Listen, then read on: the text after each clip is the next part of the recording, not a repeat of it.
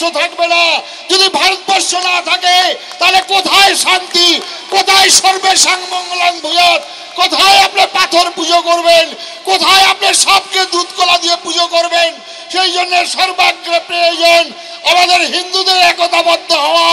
তার জন্য বাঙালি মানুষ আমাদের এই পশ্চিমবঙ্গের বাঙালিদের জন্য কেঁদেছিলেন। 100 বছর আগে আচার্য স্বামী প্রণবানন্দজি মহারাজ বলেছিলেন, মানুষ জপ করে কাঠের মালায়, রুদ্রাক্ষের মালায়, তুলসীর মালায়। আমি আজীবন জপ করেছি জাতি গঠন, জাতি গঠন, জাতি গঠনের মালায় আমি হিন্দু নামে ডাক দিতে চাই। আজকে সেই আচার্য স্বামী প্রণবানন্দজি মহারাজ শ্যামাপ্রসাদ মুখার্জিকে বাঙালি হিন্দুর দায়িত্ব দিয়েছিলেন, অভিভাবক রূপে তুলেছিলেন। যে শ্যামাপ্রসাদ মুখার্জির জন্য আজকে আমরা পশ্চিমবঙ্গে বাঙালি হিন্দু রূপে পরিচয় দিচ্ছি। যে শ্যামাপ্রসাদ মুখার্জি এক বিধান, এক নিশান, এক প্রধানের বার্তা নিয়ে কাশ্মীরে গিয়েছিলেন, যে শ্যামাপ্রসাদ মুখার্জি আজকে তার পশ্চিমবঙ্গে তাকে আমরা সাম্প্রদায়িক রূপে আখ্যায়িত করেছি। সাম্প্রদায়িক কাকে বলে? একটা সম্প্রদায়কে সংগঠিত করে অপর সম্প্রদায়ের বিরুদ্ধে লেলিয়ে দেওয়াকে বলা হয় সাম্প্রদায়িক বন্ধু।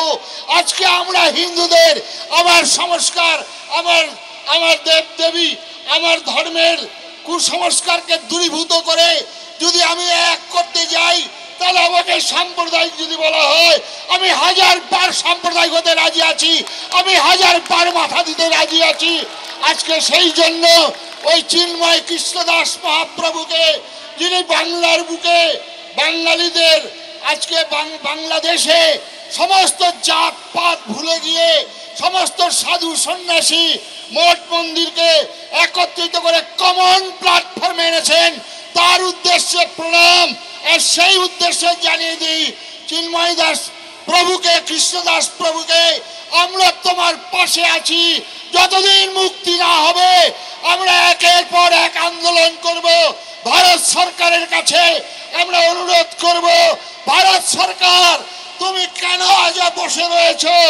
আজকে বাংলাদেশের বর্ডার, আজকে ত্রিপুরা বন্ধ করে দিয়েছেন। আজকে আমাদের পশ্চিমবঙ্গে আমরা যদি আলু আর পেঁয়াজ বন্ধ করে দিই, তাহলে বাংলাদেশের কি দুরবস্থা হবে? তারা আজকে হুমকি দিচ্ছেন